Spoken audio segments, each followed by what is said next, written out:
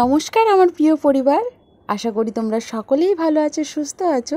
সুন্দরবনের ছোট্ট একটি গ্রাম থেকে আমি সাথী নতুন আরও একটি ব্লগে তোমাদের অনেক স্বাগত আর অনেক ওয়েলকাম জানাই। তো দেখো, আজকের ভিডিওটাও সকাল 7টা থেকে শুরু করেছি। তো আজকের ভিডিওতে আমি তোমাদের সাথে এমন একটা রেমেডি শেয়ার করব হেয়ারের জন্য, যাদের প্রচণ্ডভাবে হেয়ার ফল হচ্ছে, মানে আমারই মতন প্রচণ্ডভাবে চুল উঠে যাচ্ছে, সামনের পোর্শনটা পুরো ফাঁকা হয়ে যাচ্ছে, তাদের জন্য এই ভিডিওটা মানে প্রচুরভাবে হেল্পফুল হতে চলেছে। যদি এই রেমেডিটা 1 মাস টানা ধরে ইউজ করো তাহলে হেয়ার ফল যেমন কমে যাবে, সেই সঙ্গে হেয়ার গ্রোথও কিন্তু হবে। তো সে যাই হোক, চলো একটু স্কিপ না করে পুরো ভিডিওটা দেখতে থাকো। আশা করি আজকের ভিডিওটা অনেক অনেক অনেক হেল্পফুল হতে চলেছে। তো সকালবেলা 7টার সময় উঠে আগে বিছানা চাদরটা আমি চেঞ্জ করে নিচ্ছি। তো বিছানা চাদর চেঞ্জ করব বলে আর সময় হয় না, মোটামুটি পরিয়ে ছেড়ে দিয়ে নেমে এসে সেই খাওয়া দাওয়া করে সবজি কেটে রান্না করতে করতে না, যখন স্নানে যাই তখন মানে অনেকটা বেলা গড়িয়ে যায়, কাচাকুচির ইচ্ছেটাও তখন আর থাকে না। তো ওই জন্য আজকে সকাল সকাল একদম পুরো বিছানা চাদর টাদর সব তুলে গুছিয়ে নিয়েছি, এগুলো সব ভিজিয়ে দিয়ে তারপরে আজকে পড়াতে বসবো।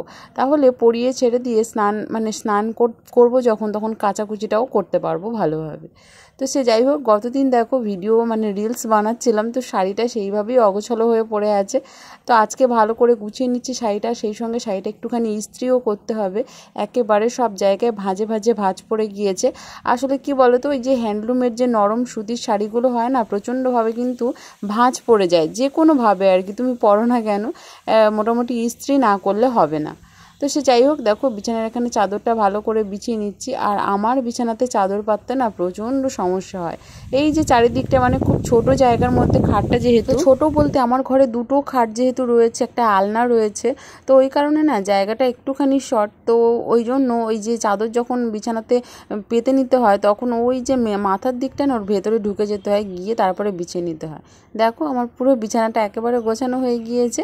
এবারে আমাকে যেতে হবে উপরে, কারণ অনেকেই বসে আছে পড়ার জন্য অপেক্ষা করছে আর কি। আর 7টা বেজে গিয়েছে, বুঝতেই পারছো, এমনিতেই সকলের স্কুল রয়েছে এখন।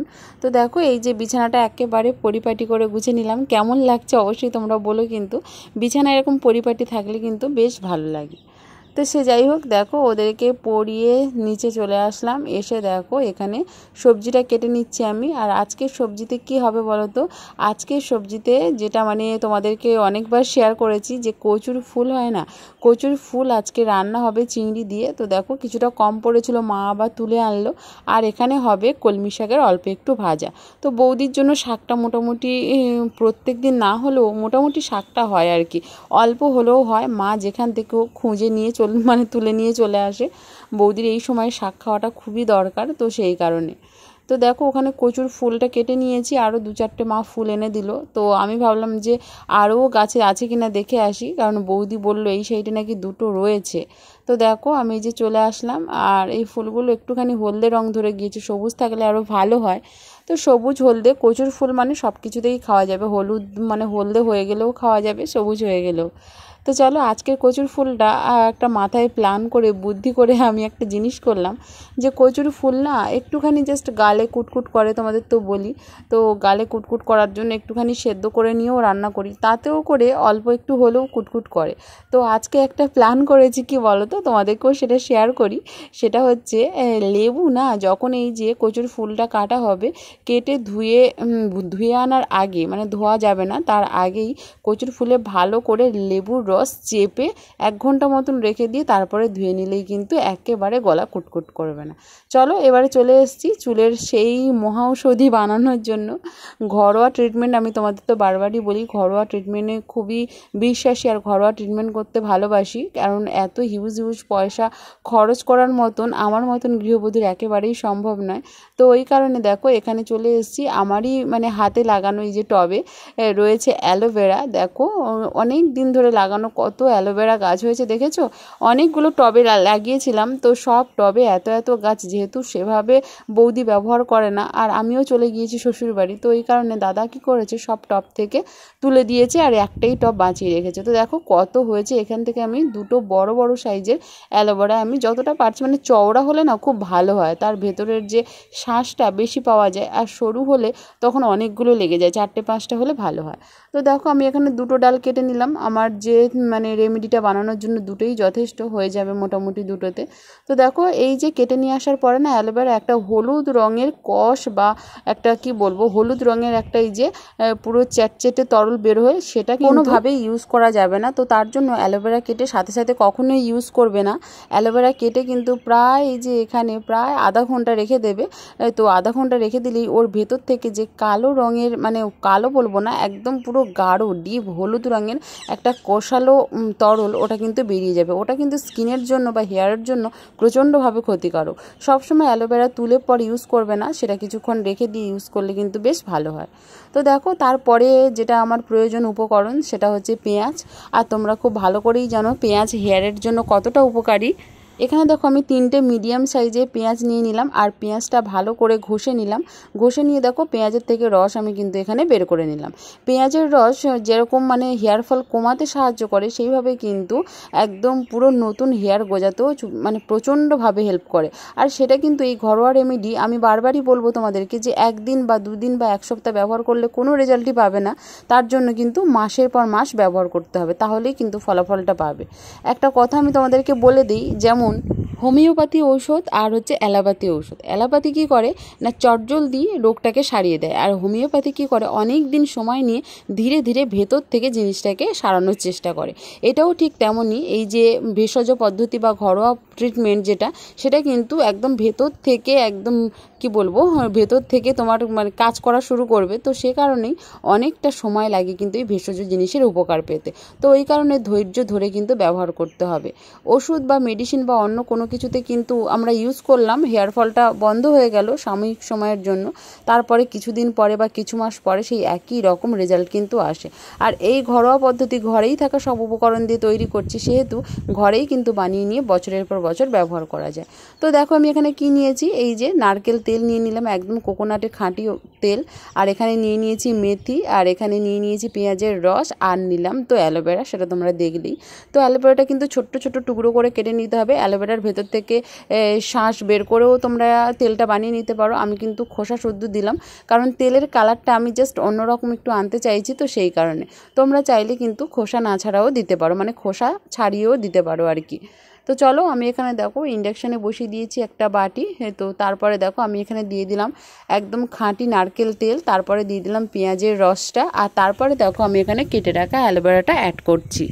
আর দেখো যেটা খুবই প্রয়োজন চুলের জন্য হেয়ারের জন্য, তোমরা সকলেই জানো, সবই জানো, মানে যে কটা উপকরণ আমি এখানে ব্যবহার করছি প্রত্যেকটাই কিন্তু হেয়ারের জন্য মারাত্মক কার্যকরী। এখানে দিয়ে দিলাম মেথি। এইবারে এই 4টে জিনিসকে আমি একসাথে মিক্সড করে ফুটিয়ে নেবো, বেশ 10 থেকে 15 মিনিট ভালো করে ফুটিয়ে নেব। ওই যে অ্যালোভেরার ভেতরে যে শাঁসগুলো রয়েছে না, যতক্ষণ না এই তেলের সাথে ভালো রকমভাবে ফুটে মিশে যাচ্ছে ততক্ষণ পর্যন্ত কিন্তু আমি এখানে হালকা আঁচে মেশাতে থাকবো। দেখো আমি একেবারেই মানে পাওয়ারের বোতাম একদমই কমিয়ে দিয়েছি, একে রেখে কিন্তু এখানে আমি আস্তে আস্তে ধীরে ধীরে ফুটিয়ে নিলাম।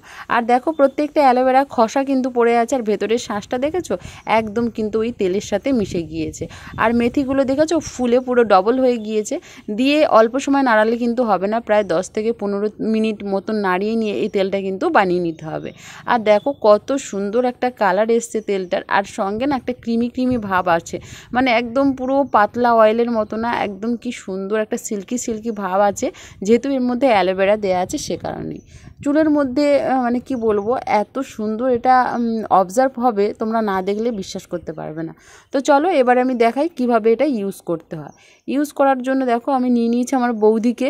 তো বৌদি যেহেতু প্রচণ্ডভাবে এই কাজগুলো বেশ ভালো পারে, কারণ বিউটিশিয়ান, মানে বিউটিশিয়ানের সমস্ত কোর্স কমপ্লিট, শুধু সময়ের অভাবে দোকানটা খোলা হচ্ছে না আর কি। তো সে যাই হোক, একদিন অবশ্যই হবে। বৌদি এখানে দেখো আমার লাগিয়ে দিচ্ছে। প্রত্যেকটা জায়গায় আমার কতটা ফাঁকা দেখেছো তোমরা নিজেরাই দেখো, যে কতটা পরিমাণ ফাঁকা হয়ে গিয়েছে এই জায়গাগুলো। আর দেখবে সবসময় না হেয়ার ফল সামনে থেকেই বেশি হয়, একদম পেছনের দিকটায় অনেক হেয়ার থাকে, কিন্তু এই সামনের পোর্শনটায় না প্রচণ্ডভাবে হেয়ার ফল হয়। সামনে থেকে চুলটা উঠে গেলে মানে কোনো রকমভাবে চুল বাঁধলেও ভালো লাগে না, আর নিজেরও ভালো লাগে না, মানে দেখতেও ভালো লাগে না। আর সিঁদুর তো পরাই যায় না, এমন পরিস্থিতি হয়ে গিয়েছে, পুরো সামনে পুরো ফাঁকাই হয়ে গিয়েছে।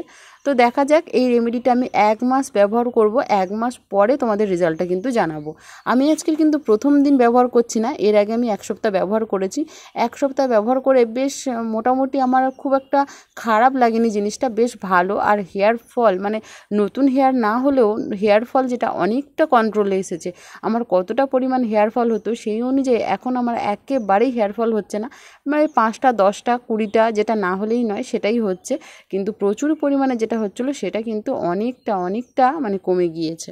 এই পুরো রেমেডিটা যদি স্টেপ বাই স্টেপ কেউ ফলো করে তাহলে কিন্তু তার একটা মানে কি বলবো, মারাত্মক ভালো রেজাল্ট কিন্তু সে পেয়ে যাবে। তো চলো আমি আমার মানে কি বলবো নিজস্ব ওপিনিয়ন থেকে তোমাদেরকে 1 মাস পরেই জানাবো। 1 সপ্তাহ যেহেতু ইউজ করে নিয়েছি, আর সপ্তাহ 2-3 ইউজ করেই আমি এটা বলবো। তো সে যাই হোক, এটা কিন্তু সপ্তাহে কবার ব্যবহার করতে হবে, সপ্তাহে 3 থেকে 4 বার কিন্তু ব্যবহার করতে হবে। আর মিনিমাম এটা মাথার মধ্যে 5 ঘন্টা রাখতে হবে।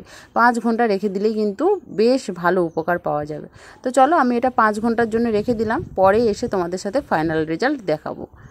তো দেখো আমি যেহেতু অনেকটা লেটে আজকে চুলে মানে তেল দিয়েছি, সেহেতু আমি সন্ধেবেলা শ্যাম্পু করব ভেবেছি, তো সেই কারণে আর তোমাদের সাথে হেয়ারটা শেয়ার করা হয়নি। নেক্সট ব্লগে অবশ্যই আমি তোমাদের সাথে শেয়ার করব। অনেক দিন যাবত আমাদের গরুগুলোকে না তোমাদের সাথে শেয়ার করা হচ্ছে না, তো আজকে ভাবলাম মা যখন গরুকে খেতে দিচ্ছে, চলো তোমাদের সাথে আমাদের একদম মানে কিউটি গৃহপালিত প্রাণী, এই যে হাঁস মুরগি গরু সবাইকে তোমাদেরকে দেখিয়ে দিলাম। আর সঙ্গে সবুজের সমারোহ ওই দিকটায় জাস্ট দেখলে না দৃষ্টি মধুর হয়ে যায়, এত সুন্দর জিনিসটা চারিদিকে। তো আমাদের সুন্দরবন এমনই, বারবারই বলি, যেরকম আমার সোনার বাংলা আমি তোমায় ভালোবাসি, সেরকমভাবে সুন্দরবন কিন্তু ভীষণ ভালো জায়গা, খুব সুন্দর, একদম মানে কি বলবো গ্রামের দূষণমুক্ত প্রাণমুগ্ধকর একটা জায়গা। তো চলো আজকে সারাদিন এভাবেই কেটে গেল। আর এই ঘরোয়া রেমেডিটা কেমন হয়েছে অবশ্যই কমেন্ট করো। সকলে ভালো থেকো, সুস্থ থেকো, টাটা।